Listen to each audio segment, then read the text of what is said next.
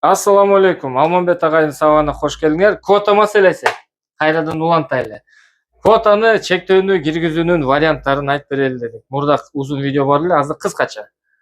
Бир паспортко бир квота. Бул кереги жок, туура эмес болуп калат. Анткени паспорттор сатылып баштайт. Кымбат болуп сатылып баштайт, машинанын баалары көтөрүлөт.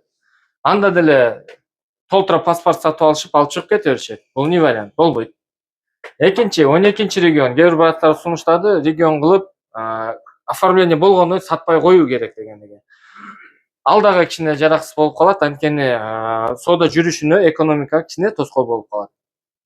Төртүнчүсү, сыртка чыгарбоо керек.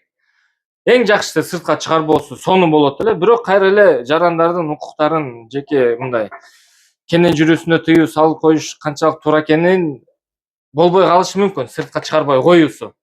Ошон үчүн сыртка чыга берсем, бирөө такси этет элем, Алматыга барып келет элем дегендер болушу мүмкүн. Төртүнчүсү, эң жакшысы растаможкага мораторий. Растаможка эмес, до растаможкага. Квота менен машина киргенден кийин аны кайрадан растаможка кылуусун 1 жыл дейбизби, 5 жыл дейбизби, мораторий кылып койсо сонун болот. Ошондо россияндар өздөрүнүн оформление этип алып кетеби, кыргыз жаранга оформленный бойдон алып кетип калабы, до растаможка кыла албай калат. Анан алар кой, биз андай вариант менен албай эле коелу, биротолу ГТД же ТПО кылып алып кетели дейт. Жакшысы ошол. Бунун дагы жакшы жери кандай десек, азыр кандай чектөө бар десе, Россия жарандарына жана Казакстан жарандарына квота менен кирген машиналарды каттоосу мүмкүн эмес кылып коюшту. Азыр ошол эле чектөө бар. Жакшы. Россияндар келип бул жака ПМЖга туруп, сатып алып өзүнө каттап айдап кетип атпайбы? Ошонусу токтойт. Бирок алар до растаможка кылып, до растаможка таможнясын ТПО кылып төлөп, кайра алып чыгып кетсе болот. Эми ушул деле жетиштүүгө деген нерселер чыгышы мүмкүн, жетиштүү эместигин айтып берейин.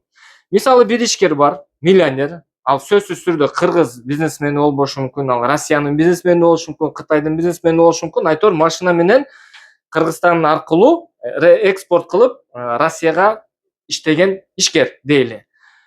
Эми 200 машина алып келди, мейли, 100 машина алып келди. Анан ал эмне кылат? Ал баары бир Россияга сатат да, квота менен алып кирип алат. Квота менен алып келет, машиналар тизип коет.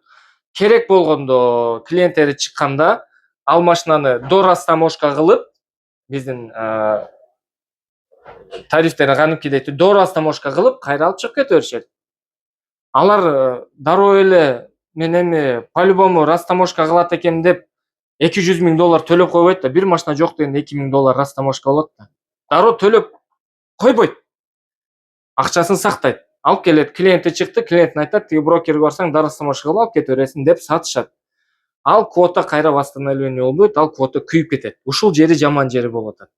До растаможканы мораторий кылып койсок, ошондой ишкерлер Россияга мен до растаможка кылып 5 жыл ичинде сата албай калам же 1 жыл ичинде сата албай калам деп кирген машинаны дароо растаможка кылышат. ТПО болобу, ГТД болобу. Бул бюджетке дагы дароо акча түшөт растаможка менен. Анан кыргыз жарандарына арналган квота дагы сакталып калат. Ушуну караштырып беришсе, до растаможкага мораторий жарыялап койсо, бул дагы жеңил. Бир постановление менен кылып коет болуш керек мораторийлерди. Буларды паспортты, регионду сыртка чыгарбоо кичине оор маселе, программный обеспеченияларында өзгөртүүгө көп нерселер бар болуш керек. Ушуну кылып берсеңиздер сунуштайт элек, ушул бардык маселелер чечип берет эле. Бул маселе мораторий киргенден кийин Россиядагы клиенттер дагы өздөрү дагы айтат эле, Россиян жарандар, кой, мен да растаможка кыла албайм, машинамды кайра Кыргызстанга сатып жүрмөк белем деп растаможка кылышат. Дароо растаможенный машина издеп калышат эле. Россия менен иштешкен ишкерлер дагы кой, мораторий бар да мен Россияга сата албай калам деп растаможка кылышат эле. Ушул чектөөнү киргизип бериңиздер. Ушул чектөө жакшы иштеп берет эле. До растаможка квота менен кирген машиналардын до растаможкасын 1 жыл болобу, 1 жыл деле жетиштүү болот эле мораторий. Эң жакшысы 5 жыл мораторий кылып койсо деле жакшы болот.